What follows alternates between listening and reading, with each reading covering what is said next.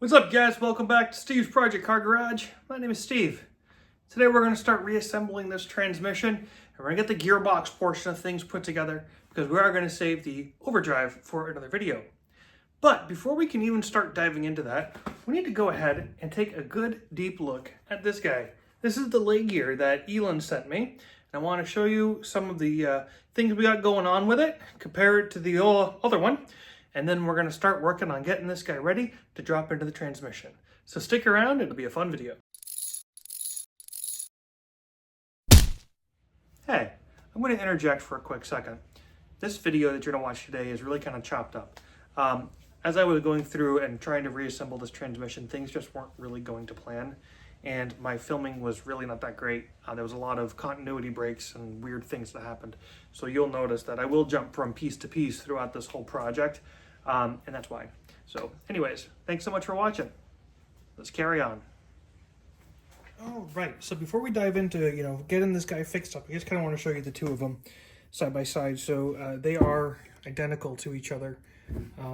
They have the same number of teeth that we counted in the video prior. And it is the exact same leg gear, which is fantastic. If you remember on the last video, though, this is the original leg gear, and it has that great big huge tooth that's been taken out of it, and that's why we went ahead and replaced it. Unfortunately, the rest of the teeth in this thing is perfect, but this tooth ain't so much.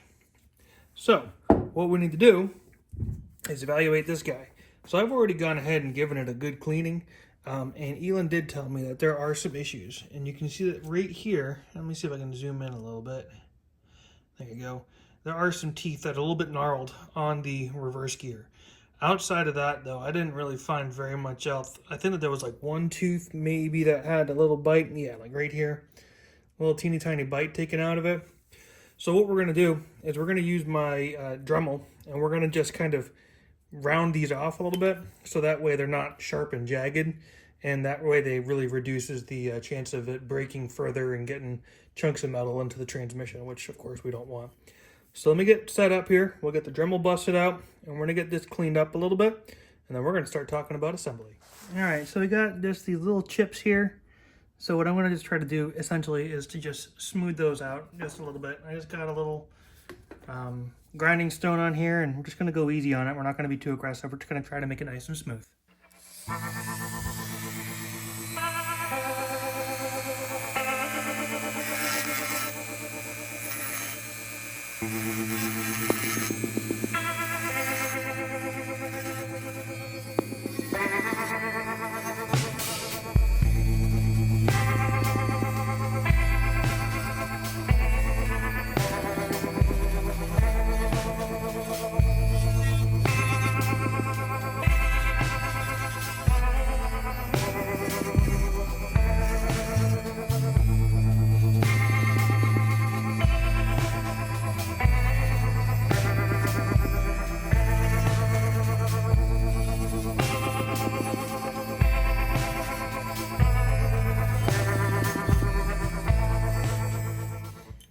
Alright, well that isn't too bad. I went ahead and got these ground down. They're nice and smooth. They really don't have any kind of sharp edges. I was concerned about, just chipping anything further, but they're really not bad at all. So the next thing to do is give this guy really good cleaning, and then we're going to go ahead and use some assembly goo and get some needle bearings dropped on in both sides of these. So let's get cracking. Alright, so let me show you what we kind of got here. This is an order that I got from Spitbits, and I'm going to show you kind of what I've got laid out here and what I got laid out over there, and talk about what we're going to do next.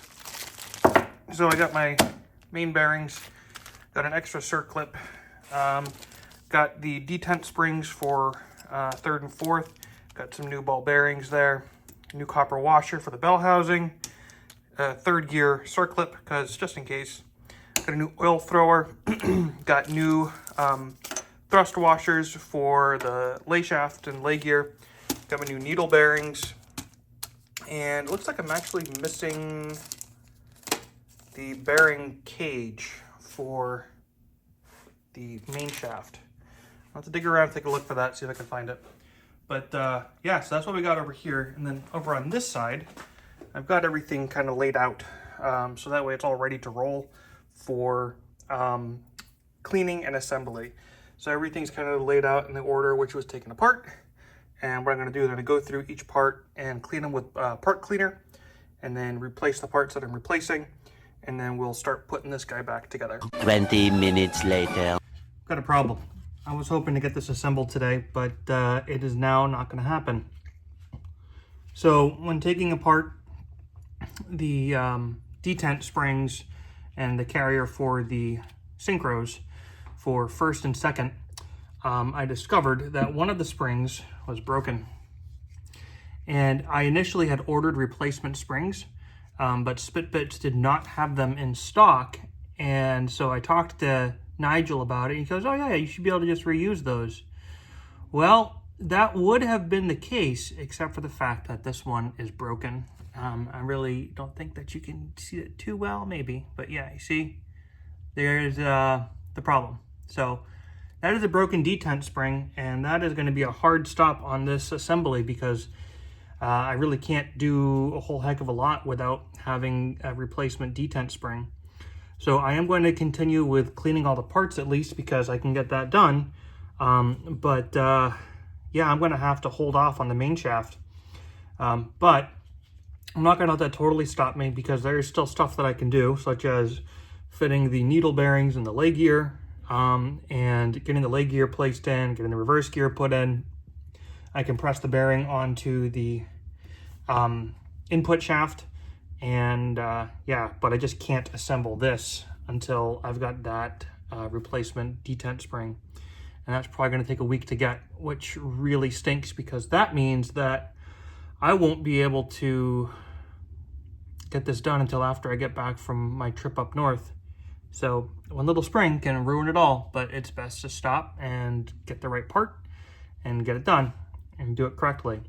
So I'm going to keep continuing on with the cleaning, and yeah, we will just keep on keeping on.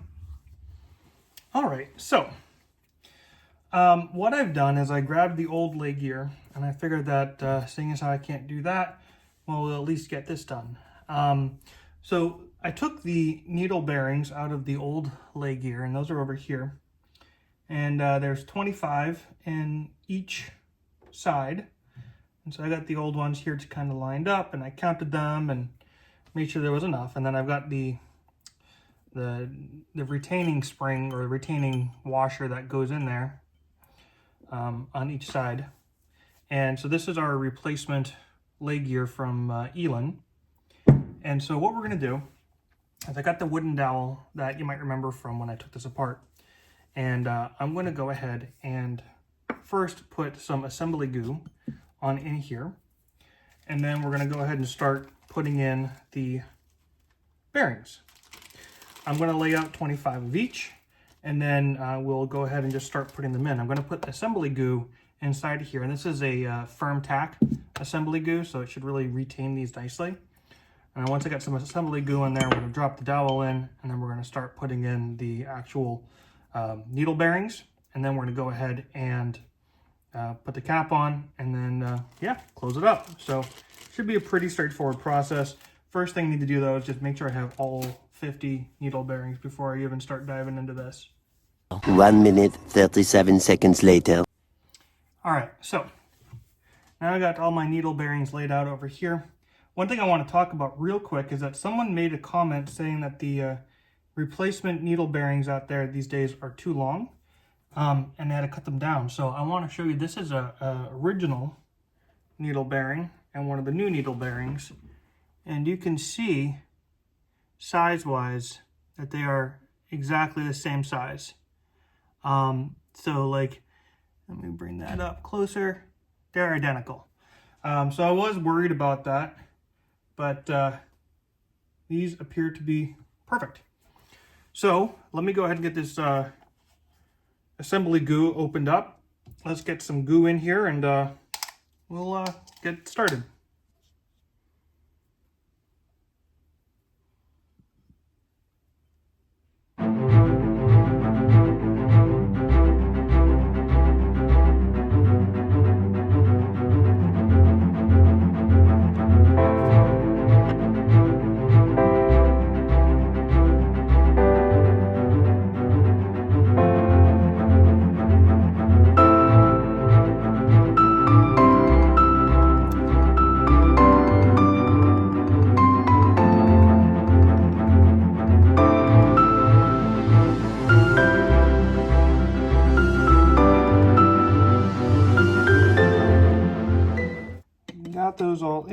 going to kind of use a flathead to push them all down to the bottom.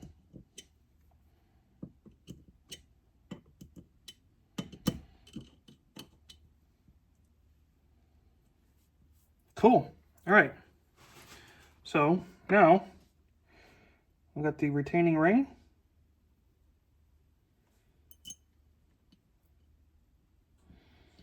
And I remember Elon saying that a 5/8 socket is just about perfect to be able to like put on there and help drive it home. So let me get one.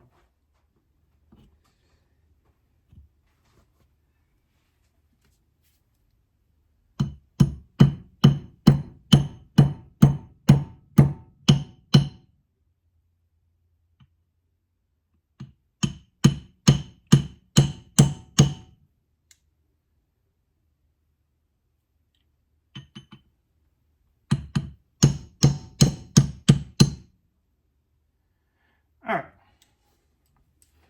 And now we tapped that in so it's just below the surface. And the dowel is still holding all of those in place. So I don't know if you can really see it too well. But I don't want the dowel to fall out too much. But you can kind of see that they're all in there. So now we're going to flip it over and we'll do the other side.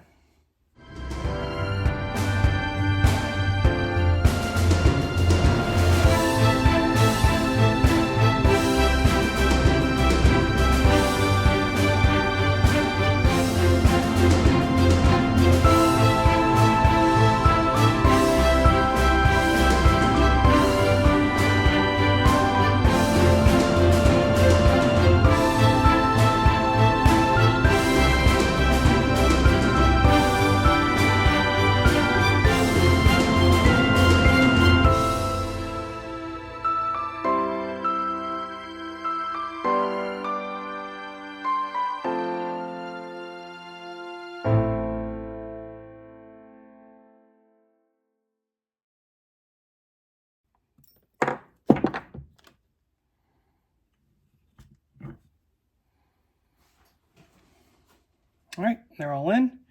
We got the dowel in. They got some good grease. So this is now ready. 12 seconds later.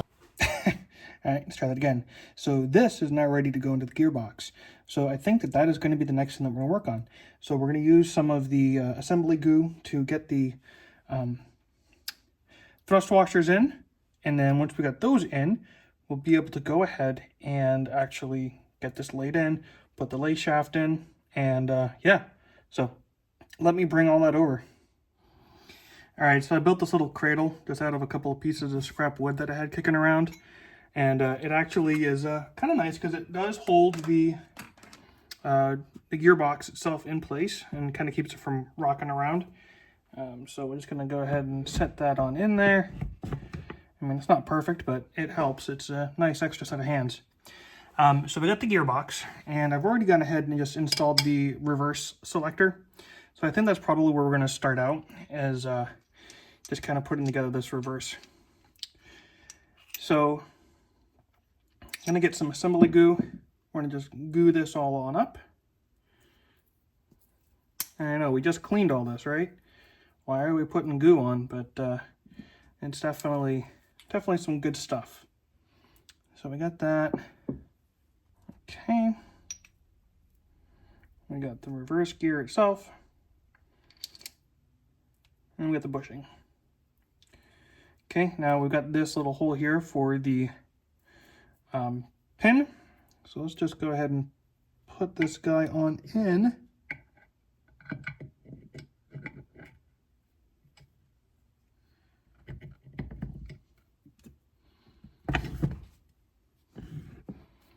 Again, like I said, not perfect, but it works. Okay. I'm going to go ahead and get this tightened down.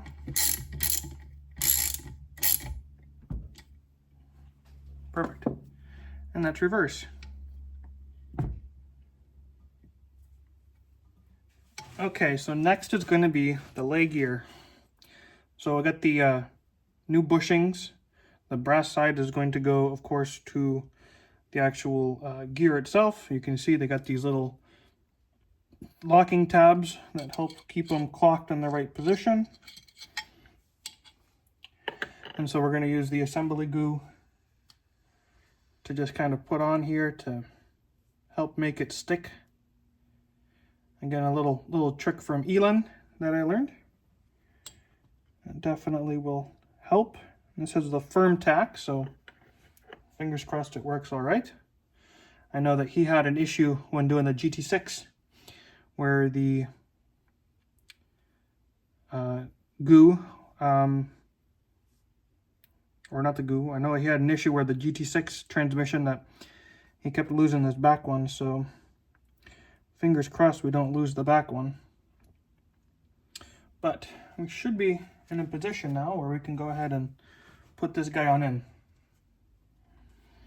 So again, we still have that wooden dowel in here. So what I'm going to do now is just try to lay this guy on in.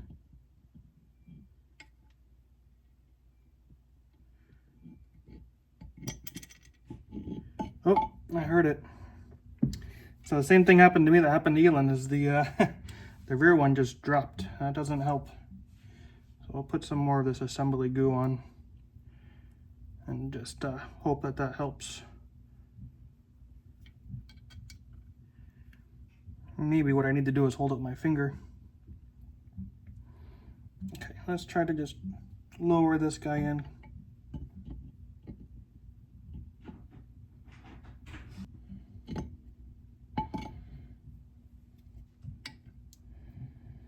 Okay, so let's try that again.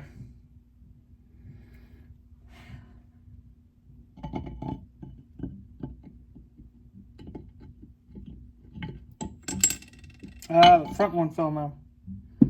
Dang it. Alright, let's try for a third time.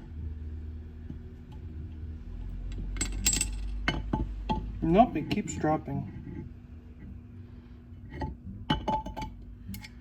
I wonder if what I need to do is to start with the lay shaft and start putting the lay shaft in here in the back. So I'm going to try that.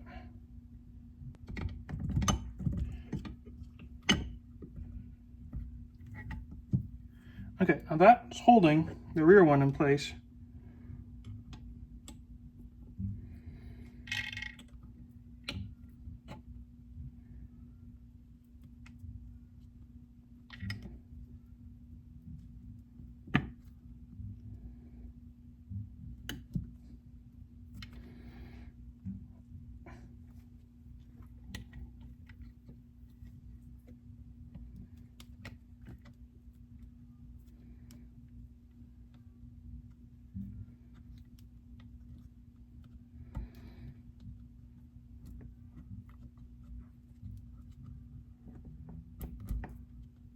There we go. I think it's starting to go down.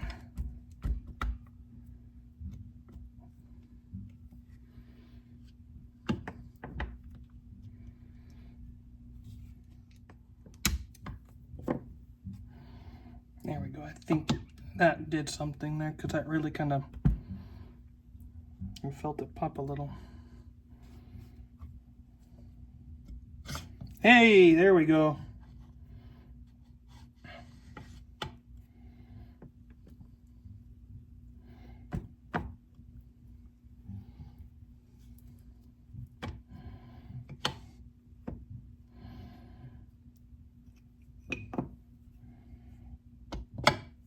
That's it.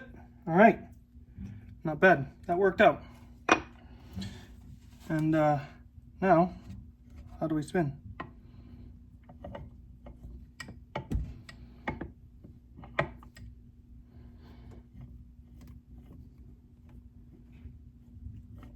Well, it spins nicely. All right, cool. So we got the leg gear in. We got the reverse gear in. That's fantastic. That's okay. So I took a moment while off camera to go ahead and get the input shaft bearing pressed on. So right now I've got the input bearing. I got the oil thrower or flinger right here. And I have the washer here. We're gonna go ahead and place this guy on. And now there's a little tiny groove right here where this circlip is gonna live. So we're gonna see if I can get the circlip on. If not, I might need to press this just a little bit more, but I just used a 20-ton press to go ahead and put it in, and it was a pretty straightforward deal. But that circlip does not fit. Wow, okay, so, let me take a look and see why that is. I wonder if I may have mixed these up. Yeah, without a doubt, I messed up this circlip on removal, and I should have ordered a new one. I have this guy here that I can reuse, and I also ordered another one. But I don't know if these are going to be the same size. I need to do a little bit of research, see what I can make happen here, because I gotta look at my parts bin order and see which circlip this is that I ordered. So let me check back with you in a minute. Okay, so we're in luck. This is gonna go in the bin, and this is the correct circlip. So let me go ahead and get this circlip placed on here, and we will go ahead and close up this portion. All right, well, while I was bored, I just kind of mocked this up a little bit. This is about as far as I can go because I don't have those detent springs for the synchro hub. But I just kind of mocked up everything, and it all sits and fits nicely, which is good.